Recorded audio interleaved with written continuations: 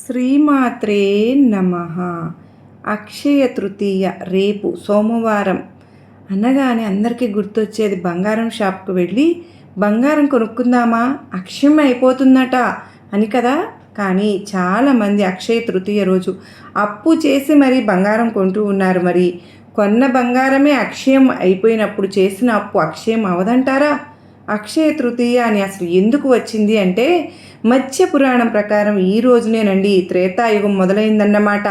అలాగే పాండవులు వనవాసంలో ఉన్నప్పుడు దుర్యోధనుడు దుర్వాస మహామునిని పంపించి పాండవుల దగ్గరకు భోజనం పెట్టించడానికి పంపిస్తారు. చూసారా, అప్పుడు పాండవుల దగ్గర ఏమీ ఉండదు.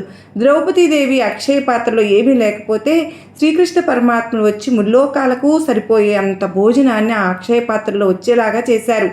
చూసారా, ఆ రోజు కూడా అక్షయ తృతీయే. అది ఒక్కటే కాదండి, పరశురాముడు జన్మించిన రోజు, భగీరథుడు గంగానదిని భూలోకానికి తీసుకొచ్చిన రోజు, ఇంకా ఎన్నో గొప్ప గొప్ప మహిమలు జరిగిన రోజు అన్నమాట. అక్షయ తృతీయ సోమవారం కానీ బుధవారం కానీ వస్తే ఎంతో విశేషమైన రోజు అన్నమాట. అలాగే అక్షయ తృతీయ రోజు చెప్పులు కానీ గొడుగు కానీ పెరుగు కానీ దానం అనేది ఇవ్వమంటారు. అక్షయ తృతీయ రోజు ఇంకా ఎక్కువ ఫలితాన్ని ఇస్తుంది కనుక, అలాగే అక్షయ తృతీయ రోజు అసలు ఏ పంచాంగాలు చూడరు. ఈరోజు మొత్తం ఎంతో విశేషమైనది కనుక ఈ వర్జ్యాలు రాహుకాలం అవసరం లేదు. ఈరోజు ఏ సమయంలో ఏ మంచి పని చేసినా అది అక్షయమే అయిపోతుంది అని చెప్తారు. అలాగే ఈరోజే సింహాచలంలో వరాహ నరసింహస్వామి వారికి చందనోత్సవం కూడా జరుగుతుంది. అసలు అక్షయ తృతీయ ఈరోజు రేపు కూడా అక్షయ తృతీయ గడియలు ఉన్నాయండి. మీరు ఈరోజు కానీ రేపు పసుపు కలిపినటువంటి అక్షింతలతో కనుక మీరు లక్ష్మీదేవిని పూజిస్తే చాలా బాగా కలిసి వస్తుంది.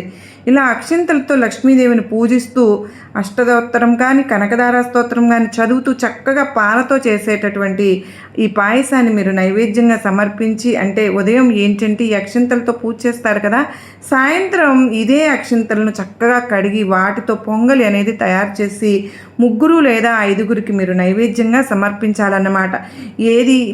ఈ మనం పూజ చేసేటటువంటి పసుపు కలిగినటువంటి అక్షింతలతో మీరు సాయంత్రం చక్కగా పాయసం చేసుకుని, మామూలుగా అయితే విష్ణుమూర్తికి అక్షింతలతో పూజ అనేది చేయకూడదు, కానీ ఈ అక్షయ తృతీయ రోజున విష్ణుమూర్తికి చక్కగా ఇద్దరికి కూడా లక్ష్మీదేవికి చాలా చక్కగా అక్షింతలతో పూజ అనేది చేసి ఇలా సాయంత్రం పూట కనుక పొంగలు పెట్టుకుని 5 లేదా ముత్తైదువులకు నైవేద్యంగా సమర్పించుకోవచ్చు.